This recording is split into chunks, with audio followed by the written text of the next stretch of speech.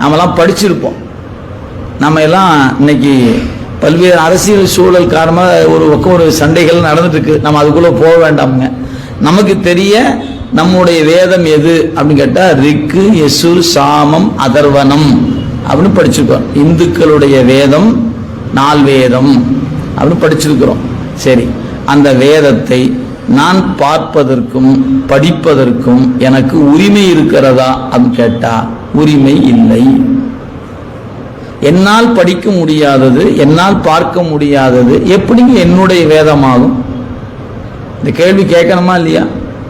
அனைவருக்கும் உரிமை உடைய இந்த கேள்வி. என் வேதம் என்று சொல்லுகிற நீ அந்த புத்தகத்தை எங்க கையில் கொடுக்க வேண்டாமா? நீ கொடுக்கலையே. அப்ப நீங்க ஒரு குறிப்பிட்ட மக்கள் வகையில் மட்டும்தான் அந்த நூல் சிக்கி இருக்குமானால் அப்ப அந்த வேதம் அவர்களுடைய வேதம் என்று தானே சொல்லணும், எங்களுடைய வேதம் சொல்லக்கூடாது. இந்த கேள்வி யாராவது கேட்கிறோமா? யாரும் கேட்கறது. கேட்டா தாங்க தெரியும் என்ன நிலைப்பாடு இருக்குது, அதுக்குள்ள என்ன இருக்கிறதுன்னு தெரிஞ்சுக்கிட்டா நீங்க கோயிலுக்கு போய் சும்மா வந்துடுவீங்களா என்ன? இதெல்லாம் நமக்கு எதுவுமே தெரியாது.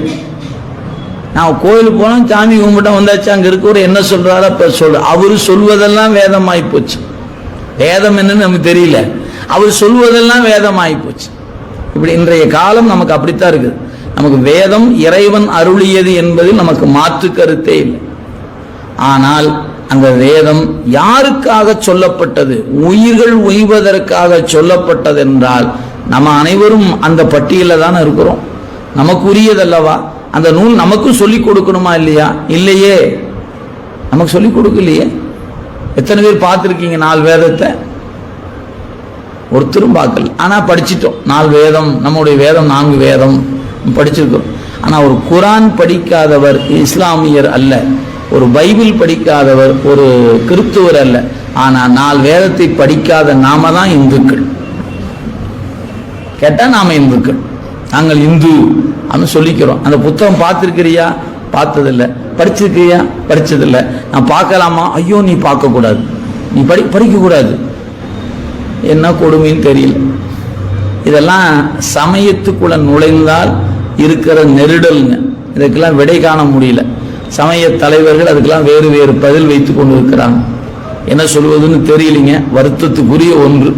சரி, அதை விட்டுடுவோம். இங்க நம்ம பாடத்துக்கு வந்துடுவோங்க. நம்ம வேண்டிய செய்தி 2 தான். வேதம், ஆகமம் இரண்டும் இறைவனே அருளியது. வேதத்தையும் இறைவன் தான் அருளினான்,